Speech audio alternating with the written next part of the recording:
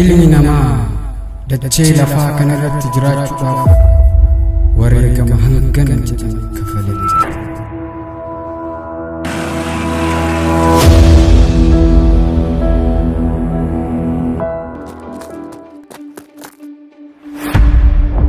Rakkoo jireenya dheessanii jalaa ba'uuf rakkachuu miira sodaati sirdamu.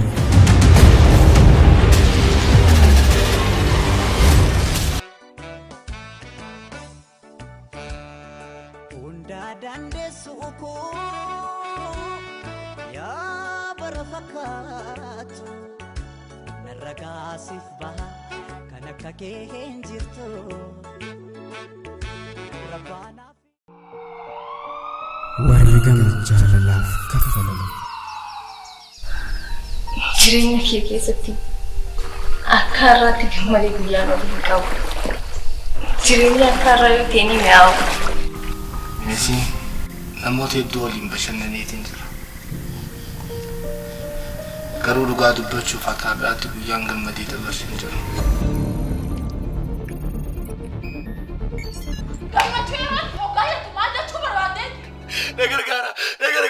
Walfalmii jaalala kabajaa waadaa.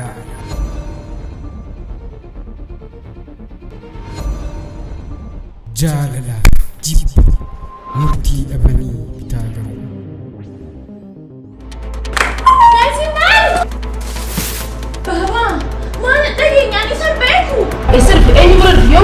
Gaaffii walirraa hin jiru.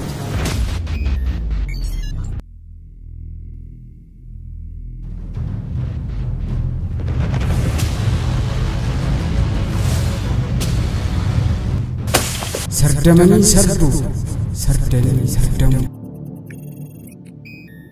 Ani hin deemu. Atummaan dhaqiitii harka rukkutiif.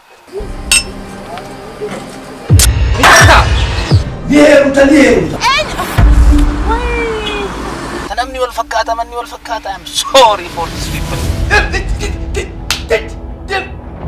Taaziyaa fi aruuzoo ol keessa laayit. Gammachuu fi kolfi, gaddaa fi boo'achi.